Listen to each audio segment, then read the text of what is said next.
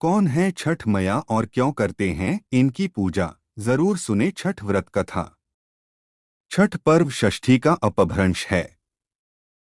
कार्तिक मास की अमावस्या को दिवाली मनाने के 6 दिन बाद कार्तिक शुक्ल को मनाए जाने के कारण इसे छठ कहा जाता है।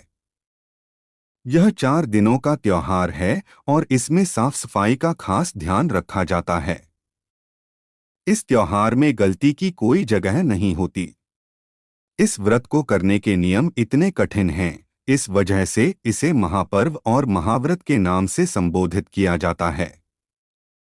कौन है छठी मैया? मान्यता है कि छठ देवी सूर्य देव की बहन हैं और उन्हीं को प्रसन्न करने के लिए जीवन के महत्वपूर्ण अवयवों में सूर्य व जल की महत्ता को मानते हुए इन्हें साक्षी मानकर भगवान सूर्य की आराधना तथा उनका धन्यवाद करते हुए मां गंगा, यमुना या किसी भी पवित्र नदी या पोखर, तालाब के किनारे यह पूजा की जाती है।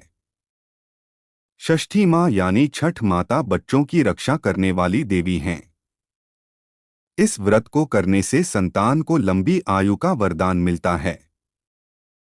मार्कंडेय पुराण में इस बात का उल्लेख मिलता है कि सृष्टि की अधिष्ठात्री प्रकृति देवी ने अपने आप को 6 भागों में विभाजित किया है।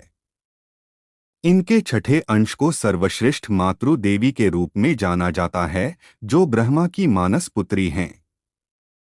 वो बच्चों की रक्षा करने वाली देवी हैं। कार्तिक मास के शुक्ल पक्ष की षष्ठी को इन्हीं देवी की पूजा की जाती है।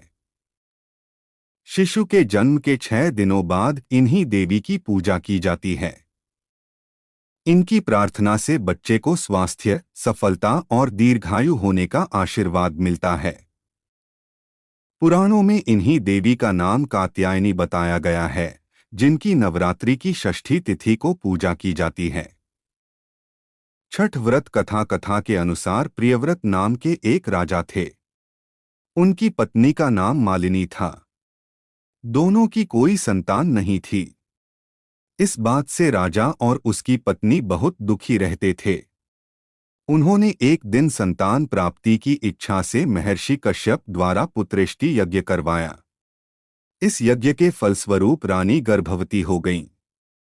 9 महीने बाद संतान सुख को प्राप्त करने का समय आया तो रानी को मरा हुआ पुत्र प्राप्त हुआ। इस बात का पता चलने पर राजा को बहुत दुख हुआ। संतान शोक में वह आत्महत्या का मन बना लिया। लेकिन जैसे ही राजा ने आत्महत्या करने की कोशिश की, उनके सामने एक सुंदर देवी प्रकट हुई। देवी ने राजा को कहा कि मैं षष्ठी देवी हूँ। मैं लोगों को पुत्र का सौभाग्य प्रदान करती हूँ। इसके अलावा जो सच्चे भाव से मेरी पूजा करता है, मैं उसके सभी प्रकार के मनोरथ को पूर्ण कर देती हूँ। यदि तुम मेरी पूजा करोगे तो मैं तुम्हें पुत्र रत्न प्रदान करूंगी। देवी की बातों से प्रभावित होकर राजा ने उनकी आज्ञा का पालन किया। राजा और उनकी पत्नी ने कार्तिक शुक्ल की षष्ठी तिथि के दिन देवी षष्ठी की पूरे विधि विधान से पूजा की। इस पूजा के फलस्वरूप उन्हें एक सुंदर पुत्र की प्राप्ति हुई। तभी से छठ का पावन पर्व मनाया जाने लगा।